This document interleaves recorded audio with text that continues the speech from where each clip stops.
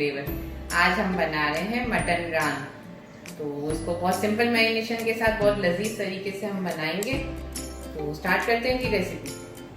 आते हैं जी इंग्रेडिएंट्स की तरफ। तो मैंने रान ले ली है जो मैंने 2 हिस्सों में कटवा ली है और इस पर कट्स लगा लिए। वॉश करके अच्छी तरह से रख लें, पानी का कंटेंट नहीं होना चाहिए।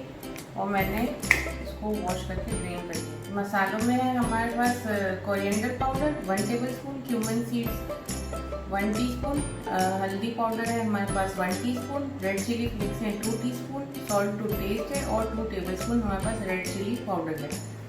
1 कप योगर्ट है हमारे पास और 2 टेबलस्पून जिंजर गार्लिक पेस्ट है। मैरिनेशन की तरफ आते हैं। योगर्ट ले लिया मैंने,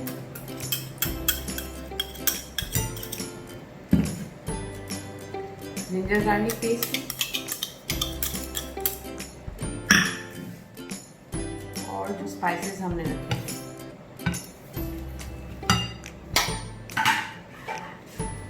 अच्छी तरह मिक्स कर लें। मैंने इसमें मीट टेंडराइजर या कच्चा पपीता कुछ भी यूज़ नहीं करा है।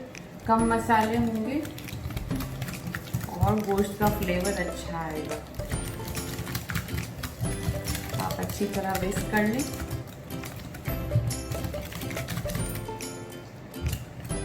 मसाला हमारा जो बना हुआ था, जो हमने बनाया था, अब हम इसको अच्छे तरीके से रान के ऊपर लगाएंगे।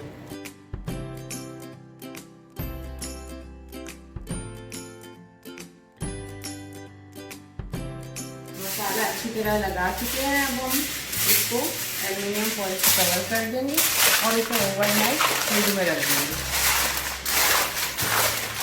मिलते हैं जी कल। अच्छा जी, तो रान जो हमने रखी थी मैरिनेट करने के लिए 24 घंटे से पहले, तो वो मैरिनेट अच्छी तरह हो चुकी है। अब हम इसकी कुकिंग स्टार्ट करते हैं। फ्लेम ऑन करेंगे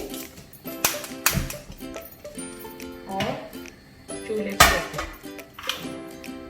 आप बड़ा देगचा लीजिएगा ताकि आप आसानी से मटन को टर्न कर सकें।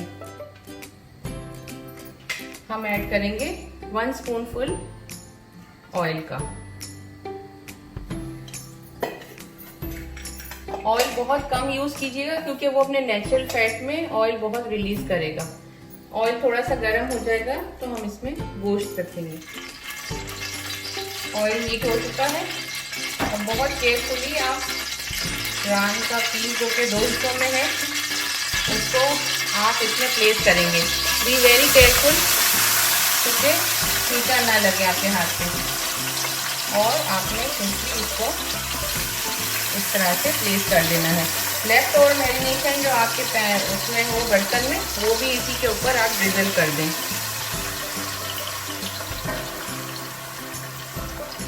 अब आप इसको कवर करके सिंपली रख देंगे 2 ग्लास बड़े पानी के डाल के गलने के लिए।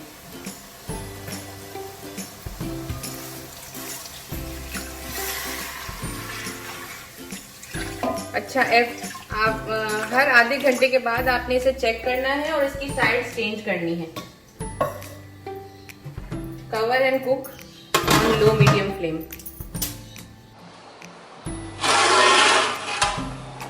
अब हम इसको करेंगे टर्न।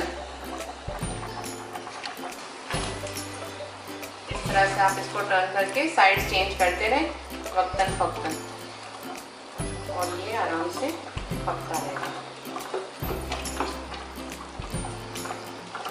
वापस कवर कर दें और पकने दें। अब आप देख सकते हैं कि इसने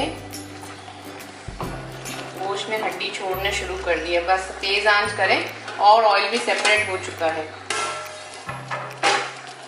आप देख सकते हैं।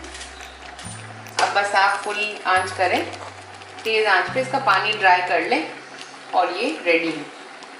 अब आप देख सकते हैं इसका पानी बिल्कुल ड्राई हो चुका है और ऑयल बहुत अच्छा इसका फैट रिलीज हो चुका है। अब हम करते हैं जी इसको डिश आउट। चलिए जी, हमारी रेसिपी रेडी हो चुकी है। अब हम इसे करेंगे गार्निश।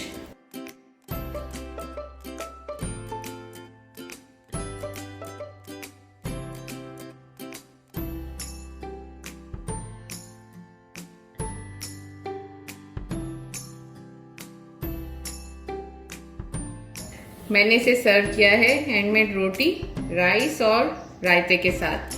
तो अगर आपको मेरी रेसिपी अच्छी लगी हो तो मेरे चैनल को लाइक करें, subscribe, share and comment. Have a nice day. अल्लाह हाफिज़।